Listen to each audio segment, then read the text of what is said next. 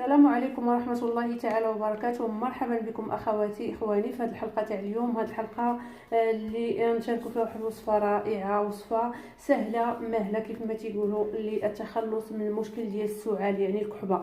واخا تكون كيف ما بغات تكون حادة، يمكن لكم تجربوا هذه الوصفة هذه لمدة 3 ايام، غادي تلاحظوا الفرق اخواتي اخواني. قبل ما نبداو هذه الحلقة تاع اليوم، كنتمنى من الناس اللي كيزوروا قناة جربوا حكم لاول مرة، كنتمنى منهم يشاركوا معنا على القناة ويضغطوا على الزر الاحمر باش يتوصلوا بوصفاتنا فضلا وليس بامر. والا كانت اخواتي اخواني قناتكم فعلا كتستحق تشجيع، قناتكم جربوا حكم تستحق منكم التشجيع والدعم، فما تبخلوش علينا بالدعم ديالكم والتشجيعات، وتعرفوا بالوصفات ديالنا والوصفات ديال قناه جربوا حكم اخواتي. جزاكم الله خير. بالنسبه لهذه الوصفه اللي سولوا عليها بزاف ديال البنات، بغاو وصفه واش فعلا الوصفه ديال الكمون البلدي زوينه للناس الكبار وزوينه حتى الصغار، فالوصفه زوينه يعني يستعملوها الدراري الصغار وكبار. يعني هذه الوصفه هذه الا ما عندكش حساسيه او ما عندكش من الكمون البلدي، كنعاود الكمون البلدي، تمشي عند البائع ديال التوابل اللي كيبيع هاد الحبوب هذه، تاخدي الكمون البلدي، يعني تاخدي الكمون البلدي وتقومي بالطحن ديالو. ما تاخديش الكمون اللي مطحون، خودي كمون حبوب، يعني خودي كمون البلدي عباره على حبوب، وقومي بالطحن ديالو باش تعرفي اشنو كتاخدي، وتعرفي بان غادي يعني الوصفه غادي تعطيك المفعول ديالها. يعني مع التوابل دائما كنصح النساء انهم ياخذوا توابل عباره على شكل حبوب ويطحنوها بنفسهم باش يعرفوا اشنو اللي كيتناولوا. بالنسبه للكمون البلدي فهو متواجد عند البائع ديال التوابل، موفر على طول السنه، وبطريقه استعماله بالنسبه اللي بغات تخلص من هذا المشكل ديال كما كنعرفوا كاملين حنا دابا في البرد الناس بزاف تيكحبوا. وانا هذه الوصفه هذه بغيت نستعملها لبنتي حتى هي عندها الكحه صابت بالزكام، وغادي نستعملها ليها دابا. بالنسبه لطريقه التحضير ديال هذه الوصفه سهله. الطريقه ديال التحضير غادي خصكم الكمون البلدي مطحون، عباره على كمون بلدي مطحون. وقبل ما نبدا هاد يعني الطريقه، نتمنى الاخوات اللي ما كيفهموش اللغه العربيه، يعني راه كاينين الاخوات جزاهم الله خير اللي كيشرحوا لهم يعني الطريقه، ويشرحوا لهم بالكلام ديالهم، يعني ما كيفهموش الدارجه ديالنا. اللي ما كتفهمش الدارجه ديالنا يمكن لها تطرح السؤال ديالها ولا الطلب ديالها في التعليقات، غادي نكتبوا لها الطريقه والوصفه. وبزاف ديال الاخوات اللي كينوبوا عليا يعني جزاهم الله خير كيكتبوا الوصفه لبعض الاخوات اللي ما كيفهموش اللغه ديالنا. الطريقه سهله، غتاخدي معلقه صغيره ديال الكمون، معلقه صغيره ديال الكمون بلدي مطحون، وديريها. يا ريت هاد الوصفه هذه دابا تدفيوها، يعني تقوموا بالتدفيه ديالها غير شويه في حمام مريم. الا بغيتو ما بغيتوش نضيفوا عليها زيت الزيتون كيف ما كتشاهدوا.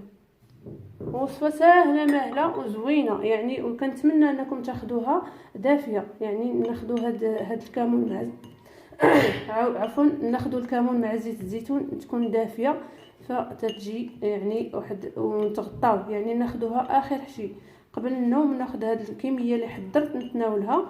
وبالنسبه للدراري الصغار ولا الوليدات ندير واحد شويه ديال السكر، شويه هي سنيده، شويه ديال السكر باش تجي هذه الوصفه حلوه ويقدروا ياخذوها. نعطوهم معلقه صغيره مع زيت الزيتون مع الكمون وشويه ديال السكر. هذه بالنسبه للدراري الصغار. واللي عندها الوليدات ديالها تيتقبلوا الوصفات بلا ما تزيد السكر، يعني نعطيها ليه يشربها زيت الزيتون مع الكمون، يشربها ويتغطى مزيان وينعس.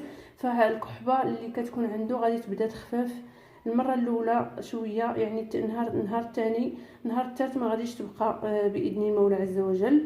بالنسبه الوصفات الطبيعيه راه ماشي كاع الناس يعني كتليق ليهم، ماشي كاع الناس كياخذوهم وكتعطيو نفس النتائج. حنا كنختلفوا بحال مشيتي عند الطبيب، مشاو بزاف تاع الناس عند الطبيب وعندهم نفس المرض، ولكن الادويه تتكون مختلفه لهم. يعني التريتمون تاع الدواء ديال هذا ماشي بحال ديال هذا.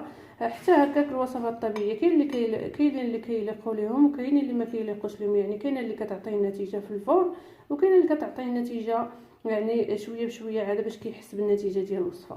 نتمنى الشفاء العاجل لكاع الناس اللي كيعانيو من المشكل ديال الكحه او الزكام او عنده شي مشكل، نتمنى لهم الشفاء العاجل. بالنسبه للوصفه تتخاد مره واحده قبل النوم لمده 3 ايام ونتخو. بالنسبه للوصفه الناس اللي عندهم حساسيه او المراه الحامل، ضروري كنركز على المراه الحامل. المراه الحامل نتمنى بغات تاخذ شي حاجه نمشي عند الطبيب نستشر معاه. المراه الحامله والناس اللي عندهم امراض مزمنه ضروري يستشروا مع الطبيب ديالهم قبل ما يستعملوا اي وصفه، واخا تكون سهله وبسيطه وبانت لهم المكونات ديالها بسيطه. نستشر مع الطبيب ديالي، ما غادي نخسر حتى شي حاجه. كيف ما قلت لكم اخواتي، الوصفه كتخلص من الكحه يعني السعال، واللي ضربوا البرد يمكن له يشربها، فهي رائعه. زيت الزيتون والكمون البلدي. ما ديريش الوصفه ما كنتيش متاكد منها ولا متاكده منها، ما ديريها حتى تتقراي عليها. يعني تمشي تعملي واحد البحث بسيط على المكونات. دائما كنترك لكم الاختيار، يعني لكم الحريه التامه. نمشي ندير واحد البحث بسيط على المكونات، واش فعلا عندها منافع وعندها اضرار. فعلا عندها منافع وعندها اضرار. المكونات دائما المكونات عندها منافع وعندها اضرار، ونشوف المكونات واش فعلا فعاله في التخلص من هذا المشكل اللي انا بغيت نديرو عليها باش تعملوا الوصفه وانتم مرتاحين. الوصفه ديال الكمون مع كمون البلدي مع زيت الزيتون رائعه. ونتمنى الا بغيت تاخذها الشخص الكبير، يعني شي شخص كبير، نتمنى انكم تدفيوها عي شويه، خاصه دابا في الحال بارد. ندفيوها وناخذها ونتغطى مزيان قبل النوم، مره واحده قبل النوم، يعني ناخذها مره واحده قبل النوم. هاد الكميه هذه اللي صايفط معلقه كبيره ديال زيت الزيتون مع شويه ديال الكمون البلدي، ونشربها وننعس ونتغطى، وبالشفاء العاجل. ونتمنى اخواتي الا جربتوا الوصفه تشاركوا معنا النتائج في التعاليق، وجزاكم الله خير، وتعرفوا بالوصفات ديالنا. الله يكثر خيركم، ونتمنى انكم ما تنساوناش بالدعوات ديالكم والتشجيعات. والى اللقاء في حلقه قادمه باذن الله عز وجل.